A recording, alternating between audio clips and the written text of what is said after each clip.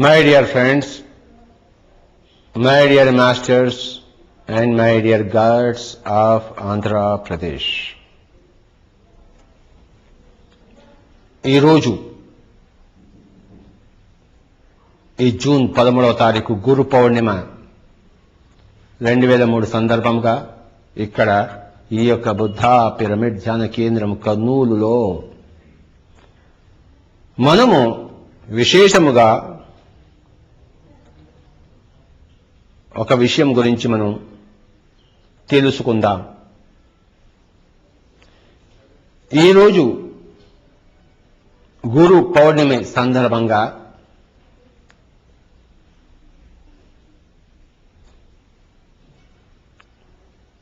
గురువు అంటే ఏమిటో తెలుసుకుందాం.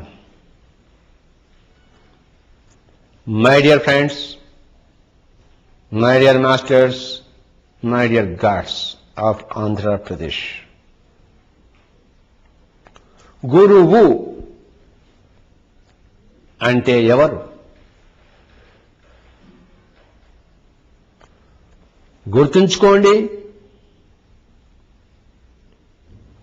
గురువు అంటే సరి అయిన మనిషి.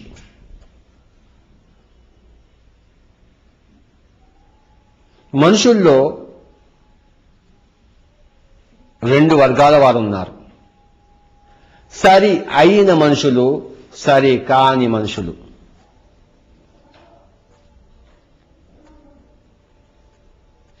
సరి అయిన మనుషులను బుద్ధి ఉన్నవాళ్ళు అంటాం. సరి కాని మనుషులను బుద్ధి లేదు అంటాం. బుద్ధి ఉన్నవాడిని బుద్ధుడు అంటాము. బుద్ధి లేని వాడిని ప్రబుద్ధుడు అంటాం. కనుక ఈ ప్రపంచంలో, ఈ మానవ ప్రపంచంలో రెండు తెగలున్నాయి, బుద్ధుళ్ళు, ప్రబుద్ధుళ్ళు. బుద్ధుళ్ళు అనగా బుద్ధి ఉన్నవాడు, ప్రబుద్ధుళ్ళు అంటే బుద్ధి లేనివాడు. My dear friends, my dear masters, my dear God's, బుద్ధి అంటే ఇంగిత జ్ఞానము.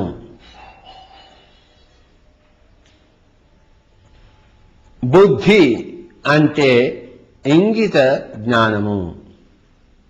బుద్ధి అంటే ఇంగిత జ్ఞానము. బుద్ధి అంటే ఇంగిత జ్ఞానము. బుద్ధి అంటే కామన్ సెన్స్. బుద్ధి అంటే కామన్ సెన్స్. ఈ యొక్క సరి అయిన మార్గం, సరి అయిన మనిషి కావడానికి, అంటే బుద్ధి లేనివాడు బుద్ధి తెచ్చుకోవడానికి 8 పాయింట్లున్నాయి, 8 అంగములున్నాయి. ఈ 8 పాయింట్ల ఫార్ములాను అష్ట అంగ మార్గము అన్నాము. మార్గం యొక్క గమ్యమేమి? బుద్ధి. బుద్ధి లేనివాడు బుద్ధి ఉన్నవాడు కావాలే. ఎలాగైతే బలము లేనివాడు బలము ఉన్నవాడు కావాలేనో, బలుడు అయినవాడు మహాబలుడు కావాలను, అదేవిధంగా బుద్ధి లేనివాడు బుద్ధి ఉన్నవాడుగా మనవలే. తర్వాత బుద్ధి ఉన్నవాడు మహాబుద్ధుడు కావాలే. మహాబుద్ధుడిని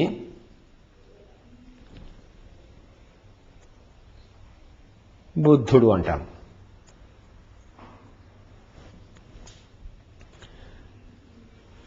సరి కాని మనుషులు సరి అవ్వవలే. దానికి 8 పాయింట్లు. మొట్టమొదటి పాయింట్, మై డియర్ ఫ్రెండ్స్, సరి అయిన దృక్పథం. సరికాని మనిషికి సరికాని దృక్పథాలుంటాయి, సరి అయిన మనిషికి సరి అయిన దృక్పథాలుంటాయి. కొన్ని సరికాని దృక్పథాలు చెప్తాను. రేపు చేద్దాంలే, ఎల్లుండి చేద్దాంలే, అప్పుడే తొందర ఏమొచ్చింది, ఇంకా నా చిన్న వయసుగా ఇప్పుడా ధ్యానము, ముసలివాడు అయిన తర్వాత చేస్తాంలే. సరికాని దృక్పథం, ప్రోక్రాస్టినేషన్, పోస్ట్పోనింగ్. సరి అయిన దృక్పథం ఏమి? काल करे सो आज करे सो अब पल में प्रलय होगा बहुरी करोगे काపు. రేపు చేయవలసింది ఇవాళ చేయాలి, ఇవాళ చేయవలసింది ఇప్పుడే చేయాలి. అది సరి అయిన దృక్పథము. సరి అయిన దృక్పథములో ఉండేవాడే సరి అయిన మనిషి. సరి కాని దృక్పథములో ఉండేవాడు సరి కాని మనిషి, బుద్ధి లేనివాడు. సరి అయిన దృక్పథంలో ఉండేవాడు బుద్ధి ఉన్నవాడు. ఇంకొకటి, మన వల్ల ఏమవుతుందండి? వివేకానందుడు అంటే దైవాంశ సంభూతుడండి, గౌతమూతుడు అంటే ఆయన అలా పెట్టి పుట్టాడండి. మనకేంటండి, మనమంతా ఆర్డినరీ పీపుల్, సామాన్య మానవులం.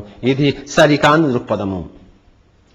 ప్రతి ఒక్కళ్ళు తల్లి గర్భం నుంచి వచ్చిన వాడే. రాముడు గాని, కృష్ణుడు గాని, జీసస్ గాని, మరి వీరప్పన్ గాని, హిట్లర్ గాని, ఒకడు ఇలా తయారాడు, ఒకడు అలా తయారాడు. గుర్తుంచుకోండి మై డియర్ ఫ్రెండ్స్, చిన్నప్పుడుగా ఉన్నప్పుడు వీరప్పను చెడవాడు కాదు, చిన్న పిల్లవాడిగా ఉన్నప్పుడు హిట్లరు చెడ్డవాడు కాదు. తల్లిదండ్రులు వాడిని సరిగానే పెంచారు. కానీ పెద్దగా అయిపోయిన తర్వాత వాడికి మదం ఎక్కి, అంటే చిన్న పిల్లవాడిగా ఉన్నప్పుడు అందరూ ముద్దు బిడ్డలే తల్లిదండ్రుల, కానీ వాడు పెద్దగా అయిన తర్వాత ముద్దు బిడ్డగా తయారవుతాడు, వీరప్పన్లా, హిట్లర్లా. అంటే తల్లిదండ్రులు సరిగ్గా పెంచారు చిన్నప్పుడు, వీడు పెద్దగా అయిన తర్వాత తనని తాను సరిగ్గా పెంచుకోలేదు. చూశారా? కనుక మై డియర్ ఫ్రెండ్స్, ఎలాగా సరికాని మనుషులతో నువ్వు సాంగత్యం చేస్తే నువ్వు సరికాని మనిషి అవుతావు. నువ్వు సరి అయిన మనుషులతో సాంగత్యం చేస్తే సరి అయిన మనిషి అవుతావు. కనుక చిన్నప్పుడు సరే తల్లిదండ్రుల బాధ్యత వాళ్ళ మీద తోసేయచ్చు. నువ్వు గడ్డం వచ్చిన తర్వాత, మీసం వచ్చిన తర్వాత తల్లిదండ్రుల బాధ్యత, సంఘంది బాధ్యత అంటే నడవదు బండి. నువ్వే ఇటు పోవాలంటే ఇటు పోతావు, అటు పోవాలంటే అటు పోతావు. కనుక ఎవరు కూడాను దైవాంశ సంభూతుడు ప్రత్యేకముగా కాదు, అందరూ దైవములే. కనుక నేను దైవమైనప్పుడు నేను అఖండమైన శక్తి, అనంతమైన శక్తి నా దగ్గర ఉంది. కనుక నా దగ్గర ఏమి శక్తి లేదు, నేను మానవుడిని అనుకుంటే సరికాని దృక్పథము. నేను కృష్ణుడిలాగా, బుద్ధుడిలాగా, నాకు వాడి దగ్గర ఏది ఉందో నాకు అదే ఉంది, కనుక వాళ్ళు చేయగలిగింది నేను చేస్తాను అనుకుంటే సరి అయిన దృక్పథము, ఇంగిత జ్ఞానం ఉన్నది, కామన్ సెన్స్ ఉన్నది. ఆ దృక్పథంలో జీవించేవాడు సరి అయిన మనిషి. చూశారా? 8 పాయింట్లలో సరి అయిన దృక్పథము ప్రథమ అంశము. తర్వాత మా దగ్గర చదువు లేదండి.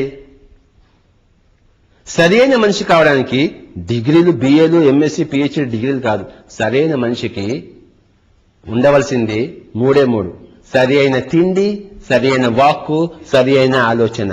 ఈ సరి అయిన ఆలోచన, సరి అయిన వాక్కు, సరైన తిండికి ఎంబీబీఎస్కి, ఇంజనీరింగ్కి, పిహెచ్డికి, తెలుగు పండితుడికి, మరి సంస్కృత పండితుడికి సంబంధమే లేదు. సరి అయిన మనిషి కావడానికి చదువుతో పనియే లేదు. సరి అయిన మనిషి కావడానికి సరి అయిన దృక్పథాలతో పని ఉంది, సరి అయిన కోరికలతో పని ఉంది, సరి అయిన వాక్కుతో పని ఉంది, సరి అయిన జీవన భృతితో పని ఉంది, సరి అయిన శ్రద్ధతో పని ఉంది, సరి అయిన సమాధానంతో పని ఉంది, సరి అయిన ఏకాగ్రతతో, సరి అయిన ధ్యానంతో, సరి అయిన వ్యవహారంతో, వ్యవహార శైలితో. అష్టాంగ మార్గము బుద్ధి తెచ్చుకోవడానికి, బుద్ధిగా మనడానికి, సరి అయిన మనిషిగా కావడానికి 8 పాయింట్లు. మొట్టమొదటిది సరి అయిన దృక్పథములు.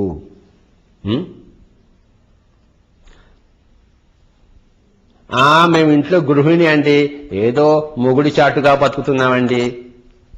మొగుడి చాటుగా బతకడం ఏమిటి? ఏ మనిషి ఎవడి చాటుగాను బతకడు. కనుక